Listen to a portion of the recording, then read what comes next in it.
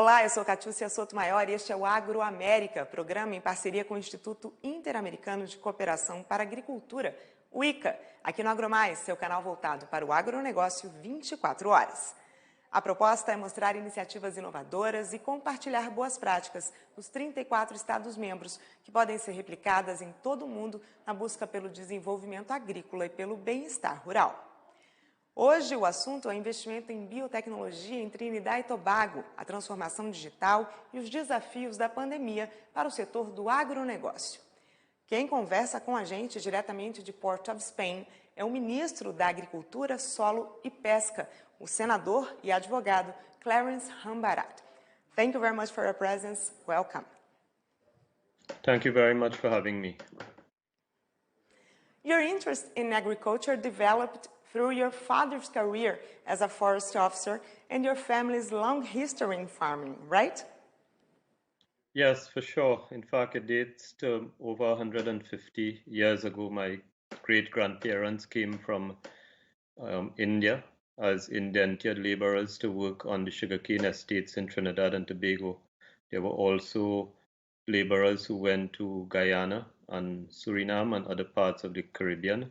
But my great-grandparents came to Trinidad and Tobago, started on the sugarcane fields, and since then our family has been in agriculture across Trinidad and Tobago. My father and his siblings all developed careers in agriculture, and many of them worked in the same ministry that I'm responsible for now. Now, as a Minister of Agriculture, can you tell us how international cooperation works today in Trinidad and Tobago on supporting agricultural and rural development? International cooperation has always been important to Trinidad and Tobago. We have a long history with the United Nations. We have a long history with FAO, IICA, and some of the other regional and global organizations. Trinidad and Tobago has even had leadership roles in some of these organizations. Caribbean region has had employees in FAO, in IICA, and across the globe. So international cooperation is very important. We look forward to cooperation in particular in relation to technical cooperation. We do not have in the region and in Trinidad and Tobago, we do not have all the skill sets, and we do not have the knowledge and details of some of the experiences that similar countries have had, small island developing states, or even larger countries that grapple, particularly in Latin America, with issues like land tenure, budgeting, prioritizing the spend, plant varieties, and nutrition, particularly nutrition amongst school students. Brazil serves as an important model for a lot of us in terms of the program of feeding for school children. And a lot of the work in relation to research is supported through international cooperation agreement. Right now, for example, we have an arrangement with Argentina, which has grappled with the issue of locusts in Argentina, and we in Trinidad have found that it's moved from a 14-year cycle to a 7-year cycle to now an annual cycle, and it's something that we've been grappling with. And you also have a new project, the Virtual Center for Agriculture and Biotechnology.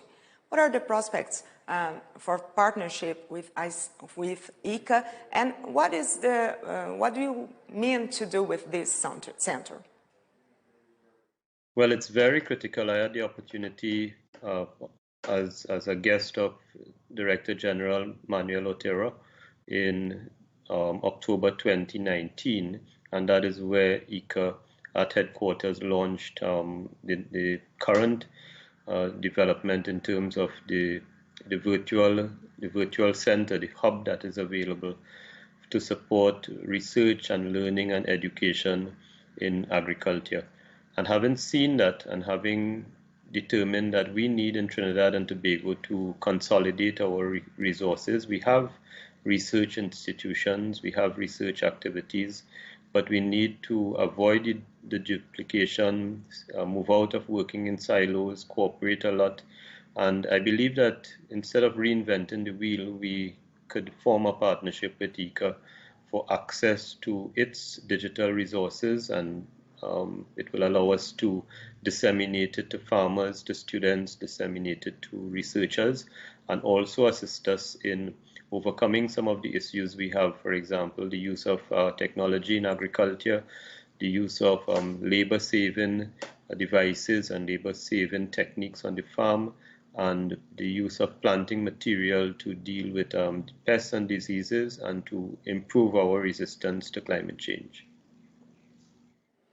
And with the pandemic, we can say that you have also the challenge of operating with budget constraints, right? Yes, well, across the world, governments have had to reprioritize because no government had really budgeted for having to pay for persons who would have been out of work for this extended period, to pay for the additional healthcare costs, to pay, for example, sanitizing across the country in schools, in offices, in public places, and also the loss of revenue for the Caribbean region, loss of revenue in terms of tourism, but in Trinidad and Tobago, the loss of revenue on account of the reduced demand for energy products and the reduced pricing of energy products on the international market. So we're talking about two things. One, reduction in revenue, which means that you have less to spend, but also reprioritizing of how you spend. So we have area of health, for example, will take additional costs, digitizing and making digital devices available to school children across the country and in schools, that is an additional cost, and also across the country dealing with sanitizing and now the dissemination of the vaccine that is here already in Trinidad.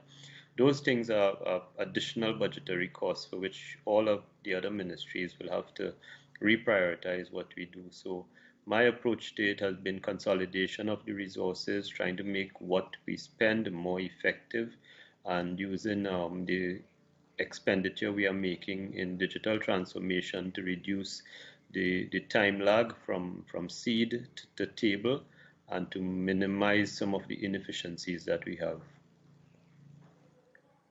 And what about the human building capacity for this changed environment? How are you working on that?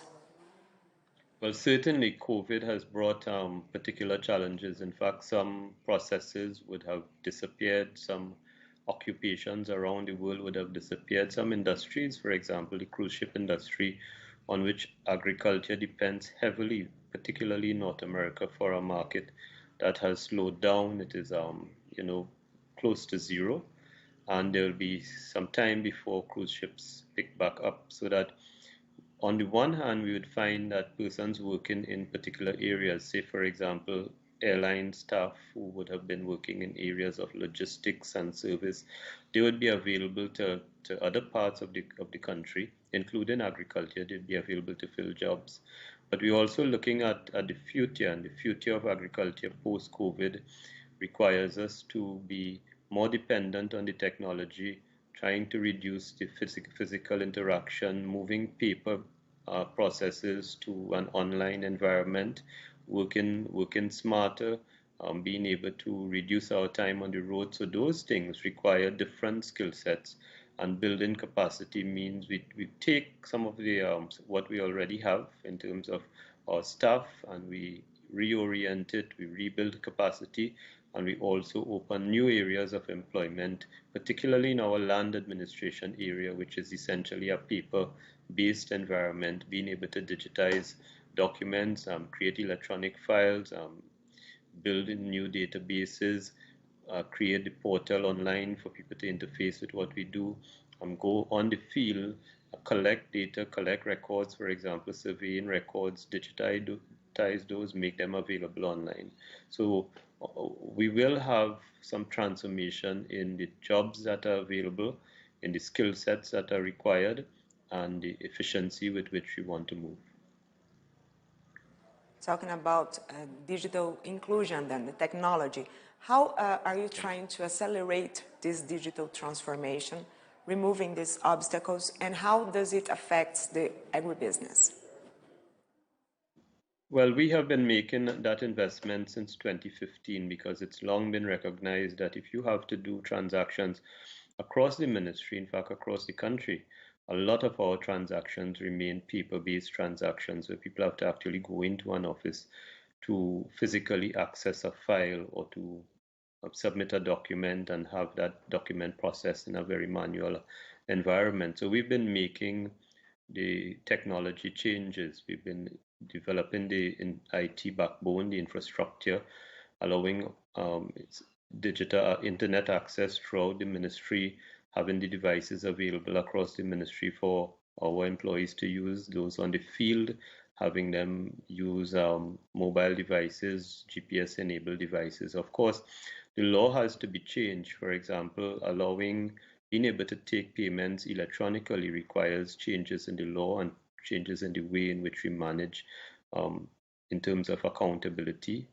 Those things have to be changed, written processes have to be changed, and most importantly, the documents which exist, the historic documents, have to be digitized, have to be created, an electronic file has to be created. So what we've been doing is we've been making additional investments now to take on board additional employees who would help us to accelerate the process, because we recognize that we have to move fast and we have to move to a complete 100% electronic environment in a faster period than we had envisaged. So it requires additional funding to be made available. The government has done that, and additional staff to be brought on in order to execute. Earlier, you mentioned the climate change. How the Caribbean countries can face their vulnerability as everybody else, as all the countries have to? Well, our vulnerability remains the issue of tropical storms and hurricanes which come through the region annually. And it must have been some strange act of fate that last year we did not have a combination of COVID and a tropical storm or hurricane. In fact, we had very interesting weather last year that made production in agriculture excellent. We had a good mix of sunshine and rainfall. We have a very hot season from January to June, and the rain comes in June to the end of December. But we had a good enough mix during the intense COVID period last year in 2020. But hurricanes remain and tropical storms remain the biggest threat to the region. And it has to do with the intensity of the rainfall. Everybody who lives here will tell you that the showers are shorter, but the rainfall is excessive in terms of the volume, and rapid rainfall, heavy rainfall in a short space of time. You find that those areas which are prone to flooding in terms of the low-lying areas which the farmers favor, the riverbanks where the farmers favor, those the crops are at risk once there is that type of rainfall. And in terms of the fisheries sector, the changes in the weather patterns have brought periods of difficult periods offshore where we have bulletins warning the fisher folk that they should not go out because of what is happening, rough seas bulletins, and we have more days now during the year where our fisher folk cannot go out. Of course, climate change and the rising tides also has caused us some coastal erosion, which has affected fisheries infrastructure, and even some of the fisher folk who live on the coastline have been affected. So climate change has brought us a series of issues and accelerated issues which have been in the making for a while, and it requires an investment in infrastructure. It requires reorienting our farmers. It requires moving over a period of time away from the riverbanks, away from the flood-prone areas, into more climate adaptable types of farming, protected farming, where we can be shielded from the pests, the diseases, the rain and the sun during the period of intense heat. Talking about adaptation then, your country, Trinidad Tobago, is a really beautiful and touristic country. How do you try to work nowadays with the pandemic and with everything that we're living, the tourism with the agribusiness? Is that possible? Well, we've had no tourists. It's like most of the countries in the region. Trinidad and Tobago, since March 2020, our borders have been closed. So we've not had the influx of tourists. The people who have come in have required permission from the Ministry of National Security to enter, and it's been on a very limited basis. It means that we've lost the revenue from tourism, in particular our carnival, which was at the end of February, a significant period of between Christmas and Carnival when we have a lot of visitors, including cruise ship visitors. We've lost that revenue, and there's a significant spin-off from that Carnival period that we've lost, and it also means loss of sales to the farmers, because when you have visitors, you have consumption taking place and you have the demand for agricultural products. However, during the lockdown period, when restaurants were closed for several weeks, people had to buy. Even though we had restrictions from the outset of our restrictions in Trinidad and Tobago, farmers were not restricted. So farmers have been able not only to work on their farms and have input suppliers work also to supply. Our farmers market and municipal markets have remained open, and we have had an uptick, an increase in the demand for fresh fruit and vegetables. We've had increased traffic, more people going to those markets, and those farmers who have been selling have reported steady sales, increased sales, and it's been good for them. The government, through its policy in managing COVID, have made sure that the farmers are not affected. They would have had some effect on a household level in terms of family members and so on, but from the conduct of farming activities and sales, they've not been affected in a significant manner. So we can say the food security was not affected also, right? It's an important matter. Yeah, I call it the flow of food. So we depend on imported staples and local fresh fruit and vegetable production. We've not seen significant increases in prices. In fact, our prices have tended to follow the traditional seasonal pricing. So you find in some commodities, you'd find a slight increase over the Christmas period. And in some commodities, as you get into the dry season where we are now, you would find some prices going down. So we've experienced the traditional cyclical movement of the prices, but on account of the COVID, we've not seen that sort of significant increase, which makes things unaffordable. On the supermarket shelves, of course, for imported processed food, there has been some uptick based on pricing globally, availability of supplies, the need for importers to change to new suppliers because of unavailability and because of some countries directing their local manufacturing to remain available for that particular country. We've seen, because we are so heavily dependent on the international growers for grain, for wheat in particular, but corn also for animal feed. And we've seen the increase globally in grain prices, and that has affected us in terms of recent increases we've had to. The importers have passed on to the local purchasers, the livestock sector in particular. So we've seen some of those small increases, but we've been able to manage things for the last 10 months of our COVID period. So could you talk a little bit about the role of CARICOM and other multilateral arrangements to strengthen ties with agricultural countries in Latin America and other regions? Well, I can say from the outset of COVID, which is about mid-March 2020 for Trinidad and Tobago, both IICA and FAO reached out to me as minister and reached out to the government. And FAO very early on got the Latin American countries to sign on to a declaration where we committed to strengthen our multilateral ties, strengthen cooperation, committed to share data, committed to communicate with each other. And we were able to work together through IICA, for example, was able to assist us. The CARICOM countries, St. Vincent and the Grenadines in particular, rely on Trinidad for its market, for its ground provisions and some other commodities on a weekly basis. They come by vessel, by ship to Trinidad when we imposed our restrictions on entry to Trinidad and Tobago.